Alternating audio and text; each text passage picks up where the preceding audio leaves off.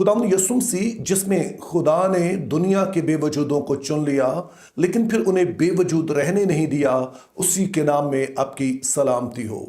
मैं आप सभी का जो बाकायदगी से बिला नागा इन वीडियोस को देखते हैं दिल से शुक्रगुजार हूँ, क्योंकि आप लोग हैं जिनकी वजह से मुझे हर टाइम ये एहसास रहता है कि मैंने हर रोज़ एक वीडियो अपलोड करनी है। तो मैं दिल से आप लोगों का शुक्रगुजार हूँ और खुदा का भी शुक्रगुजार हूँ कि जो आपको फजल देता है कि आप ऐसा कर सकें। तो आज की वीडियो का आगाज़ जो है वो हम यूहन्ना की इंजील में से चंद आयत से करेंगे। तो पहली आयत जो हम पढ़ेंगे वो यूहन्ना पहला बाब और उसकी 40 आयत है, जिसमें कुछ यूँ लिखा है, नतनीएल ने उससे कहा, क्या नासरत से कोई अच्छी चीज़ निकल सकती है? और इसी तरह से यूहन्ना 7 बाब उसकी 41 आयत है, औरों ने कहा ये मसीह है, और बाज़ ने कहा क्यों, क्या मसीह गलील से आएगा? और फिर इसी बाब यानी यूहन्ना 7 बाब और उसकी 52 आयत है, इसमें लिखा है, उन्होंने उसके जवाब में उससे कहा, क्या तू भी गलील का है? तलाश कर और देख कि गलील में से कोई नबी बर्पा होने का नहीं। अब जैसे कि इन आयात में हम देखते हैं कि पहले नतनीएल है जो कि बड़ी हकारत से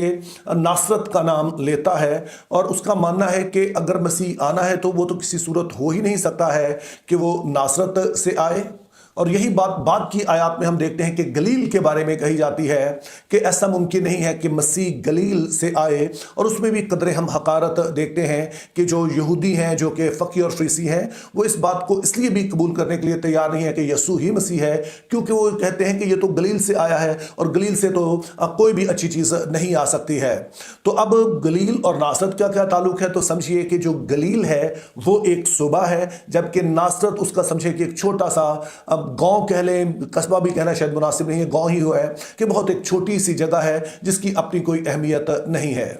तो अब हमारे लिए सवाल यह है कि यहूदी क्यों नासरत को और गलील को इस कदर हकारत से देखते थे या फिर उसे नापसंदीदगी की निगाह से देखते थे? तो इसके लिए जो वजूहात पेश की जाती हैं उनको आप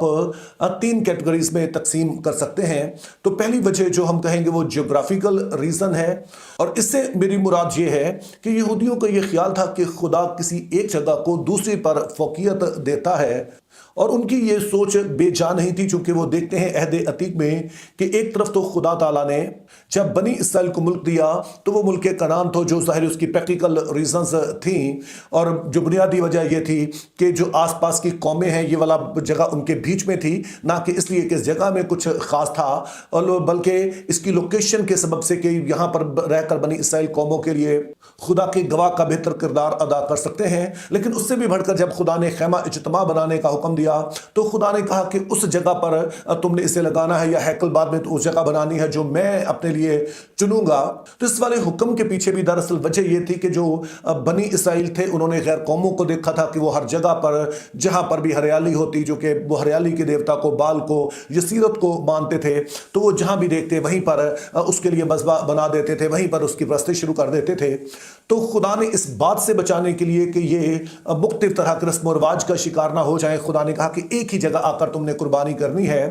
तो इस सेंस में खुदा ने कहा कि उस जगह को जहां मैं तुम्हें कहूंगा वहां पर तुमने मेरा खेमा लगाना है, या फिर तुमने वहां पर हैकल बनानी है। तो इसलिए नहीं कि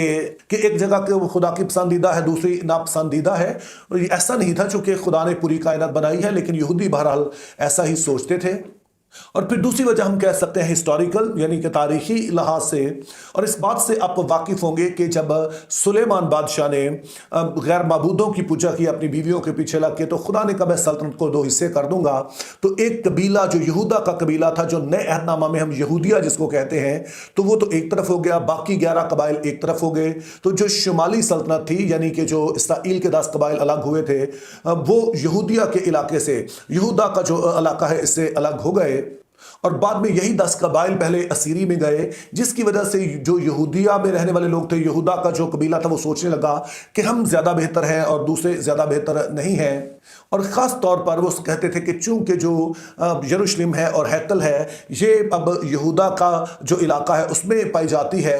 और खुदा अपनी हैकल से प्यार करता है, शहर से प्यार करता है, इसलिए वो बर्बाद भी नहीं होने देगा। लेकिन बाद में हम देखते हैं कि वो भी असीरी में चले जाते हैं। लेकिन बहरहाल असीरी में जब गए तो हम देखते हैं हैं कि जो 10 कबाइल का इलाका था, जो नए अहदनामा में सामरिया और गलील का इलाका कहलाता है, इसमें आकर गैर कौमें आबाद हो गई या फिर मिक्स्ड नस्ल थी, जैसे कि यहूदी और जो दूसरी कौमें आकर आबाद हुई, जो जिनको असूर के बादशाह ने बसाया, वो आपस में मिक्सअप हो गए, वो सामरी कहलाने लगे। और उससे जो अगला इलाका था जिसको गलील बाद में कहा जाने लगा नए अहदनामा में, वहां पर हम देखते हैं कि ज्यादा आबादी जो थी वो गैर कौमों की थी। और जो यहूदी थे उनकी अव्वलीन तरजीह तो ये होती थी कि वो यहूदिया के इलाका में बसें, लेकिन चूंकि वहाँ हर कोई तो नहीं ठहर सकता था, वहाँ पे बहुत महंगाई भी थी, चूंकि वहाँ पे फिर अमीर लोग रहना शुरू हो गए, जो इसी तरह से फ़की फरीसी हैं, काहिन हैं, उनका वहाँ पर बसेरा हो गया। तो फिर वो गरीब लोग जिनको जगह नहीं मिलती थी यहूदिया में, वो सामरिया में तो रह नहीं सकते थे, तो इसलिए वो गलील के इलाके में जाकर बस जाते थे। तो जो यहूदिया में रहने वाले यहूदी थे, वो इन लोगों को ना तो वो सामरियों को पसंद करते थे, और फिर जो गलील में भी यहूदी होते हुए बस जाते थे, उनको भी वो कोई ज़्यादा पसंद नहीं करते थे, बल्कि उनको कदरे हकारत से देखते थे। और इसी पॉइंट के साथ हम फिर तीसरी वजह बयान कर सकते हैं, जिसको आप थियोलॉजिकल रीज़न कह सकते हैं। और इससे मेरी मुराद यह है कि यहूदिया को जो पाक ना पाक का तस्वुर था, जिसमें बारे में पहले मैं बात कर चुका हूं कि इसका मतलब है कि प्योरिटी, पूरी तरह से एक जैसा होना, खालिस होना। तो चूंकि यहूदिया में सारे के सारे लोग जो थे वो यहूदी ही थे, तो इसलिए वो समझते थे कि यहाँ एक ही तरह के लोग बसते हैं, तो इसलिए यहाँ पर हम अपने तरीके से जी सकते हैं, और इसीलिए वो समझते थे कि यहाँ रहने वाले लोग जो है वो ज़्यादा पाक हैं। जबकि वो लोग जो कि गैर कौमों में बसते हैं, तो वहाँ पे कई लोगों के साथ उनका आमना सामना भी होता है, वहाँ पर उन्हें शॉपिंग भी करना पड़ती है, इस तरह से दीगर सारे मामलात। तो चूंकि ये गैर कौमों से मिलते जुलते हैं, इसीलिए ये उतने ज़्यादा पाक नहीं है, ये उस तरह के खालिस यहूदी नहीं है जैसे कि यहूदिया में रहते हैं। तो इसलिए उनका मानना था कि ये जो इलाके हैं, जैसे सामरिया है यहूदिया का, ये वो इलाके हैं जो रद्द किए हुए हैं, और चूंकि खुदा ने इन इलाकों को ही रद्द कर दिया है, तो फिर कोई खुदा का प्लान इनके साथ जुड़ा हुआ नहीं हो सकता है। और मसीह यस्सु जो कि खुदा के प्लान का मरकजी किरदार है, उसके बारे में तो वो कहते थे ऐसा नामुमकिन है। तो हम यस्सु मसीह को हम देखते हैं कि जहां पर उन्होंने बहुत सारी और यहूदियों की गलत फहमियां दूर की, यानी कि कई तरह की ऐसी तालीमात का वो शिकार हो चुके थे जो बाइबल मुकद्दस नहीं कहती थी, बल्कि उन्होंने अपनी सोच से उसकी गलत तशरीह कर ली थी। तो यीशु मसीह ने उनका भी जहां पर सामना किया और कहा कि ये बातें ठीक नहीं है, इस बारे में भी यीशु मसीह ने उनकी गलत फहमी दूर कर दी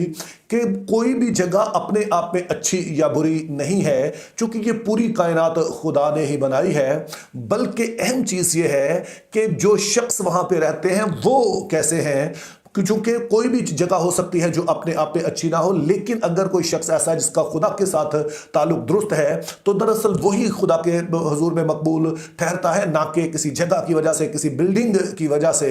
और साथ ही यीशु मसीह ने इस गलत फहमी को भी दूर किया कि यहूदी वाहिद नहीं है जो कि खुदा के प्यारे हैं, अगरचे कि खुदा ने उनके साथ अहद बांधा और उसका जाहिर एक मकसद था कि एक कौम को तैयार किया जाए, लेकिन इस कौम का काम काहिन बनना था, बाकी कौमों और खुदा के दरमियान एक दरमियानी का किरदार अदा करना था। और उसकी बजाय ये गैर कौमों से ही नफरत करना शुरू हो गए और उनको ये हकारत से देखने लगे,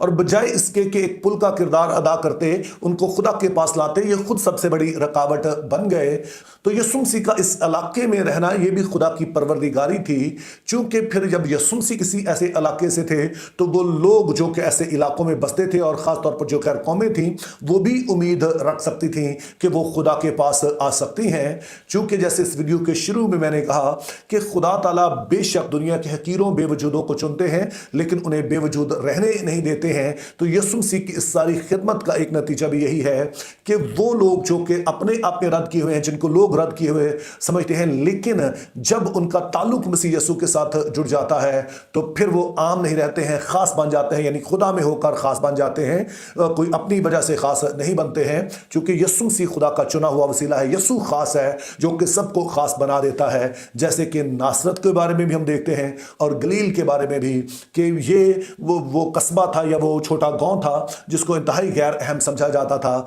लेकिन आज यीशु का नाम इसके साथ लगने की वजह से, यानी कि जीसस ऑफ नाज़रेथ हम कहते हैं, यीशु नासरी कहते हैं, तो उस वजह से ये कबीले वाला गांव जो है ये भी समझे कि एक अब्दी शोहरत का हामिल हो गया, और गलील जो कि एक